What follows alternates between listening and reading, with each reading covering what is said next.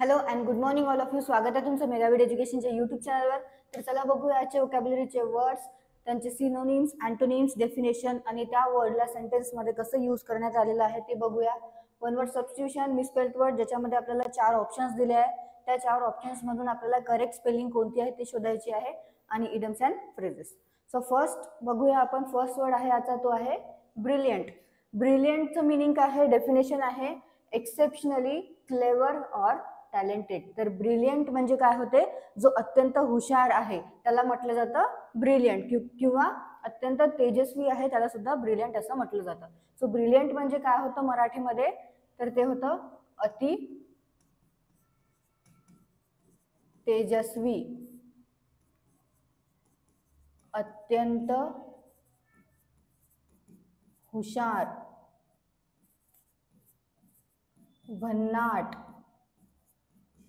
उत्तम, आणखी काय होतं प्रकाशमान, उज्ज्वल आणि फार छान किंवा मस्त. तर ब्रिलियंटचं डेफिनेशन आहे एक्सेप्शनली क्लेवर ऑर टॅलेंटेड, म्हणजेच मराठीमध्ये त्याचा अर्थ काय होतो, अति तेजस्वी, अत्यंत हुशार, भन्नाट, उत्तम, मस्त, फार छान, उज्ज्वल आणि प्रकाशमान. सिनोनिम्स बघूया. तर सिनोनिम्स आहेत इंटेलिजंट, क्लेवर आणि ब्राईट, आणि अँटोनिम्स आहेत डल, स्टुपिड आणि अनइंटेलिजंट. सेंटेन्स मध्ये बघूया कसं यूज करण्यात आलेलं आहे. She came up with a brilliant idea to solve the problem. So मराठीमध्ये अर्थ काय आहे सेंटेन्सचा, तिला समस्या सोडवण्यासाठी एक उत्तम कल्पना सुचली. तर आयडिया म्हणजे काय होते, कल्पना, आणि इथे ब्रिलियंट म्हणजे यूज करण्यात आलेला आहे उत्तम. ओके, ब्रिलियंट आयडिया म्हणजे उत्तम कल्पना तिला सुचली. कशा करता, परत एकदा सांगते सेंटेन्स काय आहे. She came up with a brilliant idea to solve the problem. काय होतं, तिला समस्या सोडवण्यासाठी एक उत्तम कल्पना सुचली. काय आहे ब्रिलियंट म्हणजे एक्सेप्शनली क्लेवर ऑर टॅलेंटेड, म्हणजेच अति तेजस्वी, अत्यंत हुशार, भन्नाट, उत्तम, फार छान, मस्त, प्रकाशमान आणि उज्ज्वल. आणि ज्याचे सिनोनिम्स आहेत इंटेलिजंट, क्लेवर आणि ब्राईट, आणि अँटोनिम्स आहेत डल, स्टुपिड आणि अनइंटेलिजंट. नेक्स्ट बघूया. नेक्स्ट वर्ड आहे एक्सपांड. सो एक्सपांड हा आपण काल सुद्धा बघितलेला आहे वर्ड, कालच्या सेशन मध्ये बघितलेला आहे. तर एक्सपांड म्हणजे काय होतं, to become or make larger or more extensive, म्हणजेच काय करणे, वाढवणे किंवा विस्तार करणे, पसरवणे, त्याला म्हटलं जातं एक्सपांड. सो मराठीमध्ये काय होतं, एक्सपांड म्हणजे वाढवणे, विस्तारणे, पसरवणे. सिनोनिम्स बघूया. सिनोनिम्स आहेत एनलार्ज, एक्सटेंड आणि ग्रो, आणि अँटोनिम्स आहेत कॉन्ट्रॅक्ट, श्रिंक आणि रिड्यूस. यूज बघूया आता सेंटेन्स मध्ये कसा केलेला आहे. The company plans to expand its business overseas. तर सेंटेन्सचा मराठीमध्ये अर्थ होतो कंपनी परदेशात आपला व्यवसाय वाढवण्याची योजना आखत आहे. ओके, काय आहे सेंटेन्सचा अर्थ, the company plans to expand its business overseas म्हणजे कंपनी परदेशात आपला व्यवसाय वाढवण्याची योजना आखत आहे, असा मराठीमध्ये सेंटेन्सचा अर्थ होतो. आणि परत एकदा बघूया आपण एक्सपांड म्हणजे काय होतं. तर एक्सपांडचं डेफिनेशन आहे to become or make larger or more extensive, म्हणजेच वाढवणे, विस्तारणे किंवा पसरवणे. सिनोनिम्स आहेत एनलार्ज, एक्सटेंड आणि ग्रो, आणि अँटोनिम्स आहेत कॉन्ट्रॅक्ट, श्रिंक आणि रिड्यूस. नेक्स्ट बघूया. नेक्स्ट वर्ड आहे ह्युमिड, HUMID, ह्युमिड. ह्युमिडचं डेफिनेशन आहे marked by a relatively high level of moisture in the air, म्हणजे हवेमध्ये काय असणे, दमटपणा असणे, ज्याच्यामुळे काय होतं, आपल्याला घाम येतो. घाम येणारी जी हवा असते त्याला काय म्हटलं जातं, ह्युमिड असं म्हटलं जातं. म्हणजे जे काय आहे, दमट आहे वातावरण, त्याला म्हटलं जातं ह्युमिड. सो ह्युमिड म्हणजे काय होतं मराठीमध्ये, दमट किंवा आर्द्र, घाम येणारी हवा इत्यादी, किंवा ओलसर सुद्धा म्हणू शकतो, ओलसरपणा, त्याच्यामुळे घाम येते आपल्याला, किंवा बाष्पयुक्त. तर काय आहे ह्युमिड म्हणजे काय होतं, marked by a relatively high level of moisture in the air. हवामानामध्ये खूप जास्त मॉइश्चर असणे, ज्याच्यामुळे काय होतं आपल्याला घाम येतो जास्त, दमट होतं वातावरण, त्याला म्हटलं जातं ह्युमिड, म्हणजेच काय दमट, आर्द्र, घाम येणारी हवा इत्यादी, ओलसर किंवा बाष्पयुक्त. सिनोनिम्स आहेत डॅम्प, मॉइस्ट आणि मगी, आणि अँटोनिम्स आहेत ड्राय आणि अरिड. सेंटेन्स मध्ये बघूया यूज कसं करण्यात आलेलं आहे. The weather was hot and humid all day. तर सेंटेन्सचा मराठीमध्ये अर्थ होतो दिवसभर हवामान उष्ण आणि दमट होते. काय होते? The weather was hot and humid all day म्हणजे दिवसभर हवामान उष्ण आणि दमट होते. नेक्स्ट आहे वर्ड पोलाइट. पोलाइटचं डेफिनेशन आहे showing good manners towards others.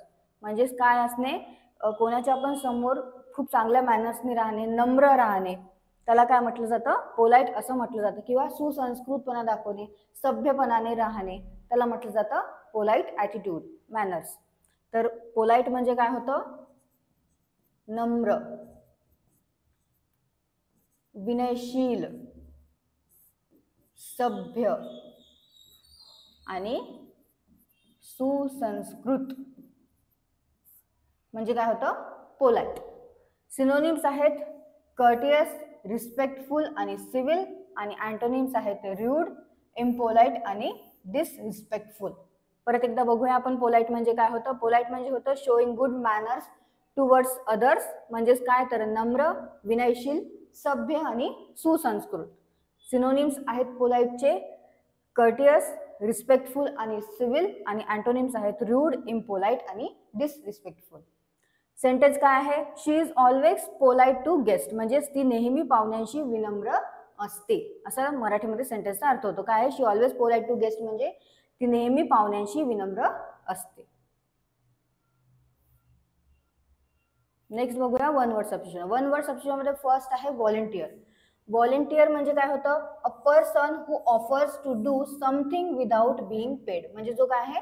स्वयंसेवक आहे, किंवा तो काय करतो? काम करतो, किंवा एखादा मनुष्य आहे, एखादा व्यक्ती आहे जो काम करतो, स्वतःहून मदत करतो कोणाला पण, विशेषतः कशा करता? काही मोबदला न घेता, त्याच्याबद्दल काही पैसे न घेता, विदाउट बीइंग पेड म्हणजे त्याचा मोबदला न घेता कोणाला पण जो मदत करतो, त्याचं काम करून देतो, त्याला म्हटलं जातं व्हॉलेंटियर. ओके, सो व्हॉलेंटियर म्हणजे काय होतं? स्वयंसेवक. जो असा व्यक्ती जो स्वतःहून काम करतो किंवा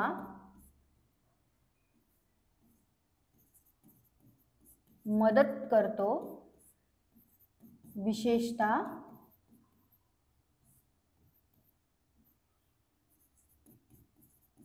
मोबदला न घेता, त्याला म्हटलं जातं व्हॉलेंटियर. नेक्स्ट आहे ऑप्टिमिस्ट. ऑप्टिमिस्ट म्हणजे काय आहे? A person who tends to see the positive side of things. म्हणजे जो काय आहे?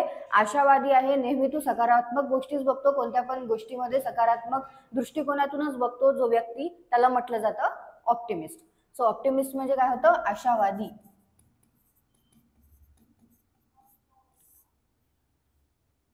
जो कशाची पण काय बघतो? पॉझिटिव्ह साइड बघतो, सकारात्मक दृष्टिकोनानेच बघतो, आणि ज्याला असं वाटतं की भविष्यात चांगलंच घडेल, त्याला म्हटलं जातं ऑप्टिमिस्ट. नेक्स्ट आहे मिसस्पेल्ड वर्ड. मिसस्पेल्ड वर्ड मध्ये फर्स्ट वर्ड आहे अचीवमेंट. सो अचीवमेंटची करेक्ट स्पेलिंग आहे ऑप्शन बी, ACHIEVEMENT. आणि अचीवमेंट म्हणजे काय होतं? तर मराठीमध्ये होतं कामगिरी. कामगिरी, उपलब्धी, संपादनुक आणि कर्तृत्व. तर अचीवमेंटची करेक्ट स्पेलिंग काय आहे? ACHIEVEMENT. आणि अचीवमेंट म्हणजे मराठीमध्ये होतं कामगिरी, उपलब्धी, संपादनुक आणि कर्तृत्व. नेक्स्ट आहे कमिटमेंट. कमिटमेंटची करेक्ट स्पेलिंग आहे ऑप्शन बी, COMMITMENT. Commitment, COMMITMENT. तर कमिटमेंट म्हणजे काय होतं मराठीमध्ये? तर वचनबद्धता किंवा जबाबदारी.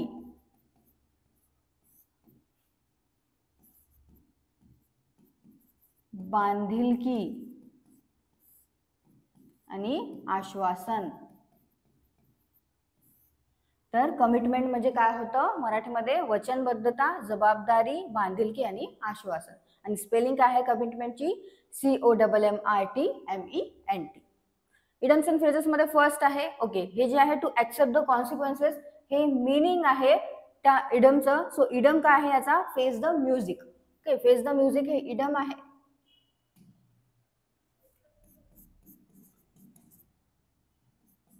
Face the music. तर काय होतं फेस द म्युझिकचं मीनिंग? ते आहे टू ऍक्सेप्ट द कॉन्सिक्वेन्सेस, म्हणजेच to accept the unpleasant result of one's action. म्हणजे काय होतं मराठीमध्ये? एखाद्याच्या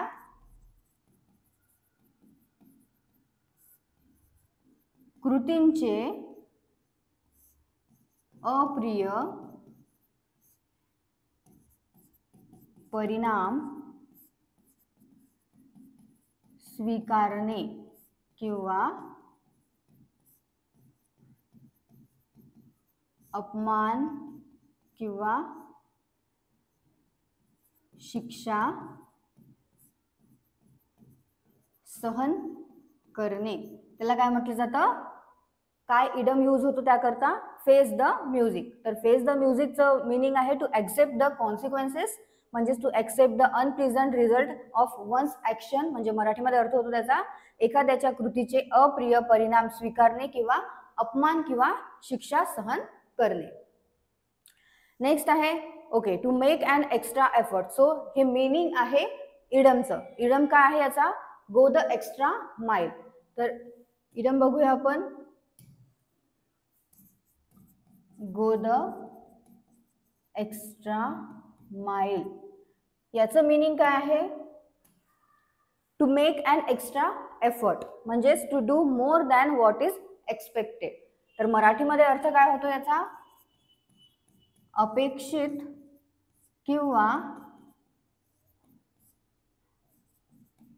आवश्यक असलेल्यापेक्षा जास्त प्रयत्न करणे किंवा अधिक कष्ट करणे, त्याला म्हटलं जातं गो the extra mile. Go the extra माइलचं मिनिंग आहे to make an extra effort, to do more than what is expected. त्याचा मराठीमध्ये अर्थ होतो अपेक्षित किंवा आवश्यक असल्यापेक्षा जास्त प्रयत्न करणे किंवा अधिक कष्ट करणे. सो हे आपल्या आजचे आपण वर्ड पाहिलेले आहे, मिसस्पेल्ड वर्ड पाहिलेले आहे, idioms and phrases, one word substitution. परत एकदा तुम्ही वोकॅब्युलरीचे वर्ड्स वाचून घ्या, सिनोनिम्स, अँटोनिम्स सुद्धा वाचून घ्या. जे मराठीचे मिनिंग मी तुम्हाला सांगितले आहे ते सुद्धा नोट डाऊन करत चला. आणि जे सेंटेन्सेस सांगितलेले आहे त्या सेंटेन्सेस सुद्धा परत एकदा लिहून घ्या आणि वाचून घ्या. मी जे तुम्हाला सांगितलेलं आहे ते एक्सप्लेनेशन जे मराठीमध्ये तुम्हाला दिलेलं आहे मी त्याचं मिनिंग, या सेंटेन्सचं मिनिंग मराठीमध्ये सांगितलेलं आहे ते सुद्धा तुम्ही नोट डाऊन करू शकता. आणि जे सिनोनिम्स आहेत त्या सिनोनिम्स वरनं तुम्ही स्वतःच्या मनाने सुद्धा सेंटेन्सेस तयार करत चला. जे वर्ड घेऊन सुद्धा सेंटेन्सेस तयार करत चला, म्हणजे तुम्हाला कळेल आणि समजेल की कोणता वर्ड तुम्ही कोणत्या सेंटेन्समध्ये कसं फिट करू शकता, कसं फिक्स करू शकता, कसं त्याला फ्रेम करू शकता त्या वर्डला त्या सेंटेन्समध्ये. ओके, सो तुम्हाला सेशन आवडलं असेल सेशनला लाईक करा, चॅनलला सबस्क्राईब करा, सोबत तुमच्या फ्रेंड्सला शेअर करा. All the best all of you and thank you.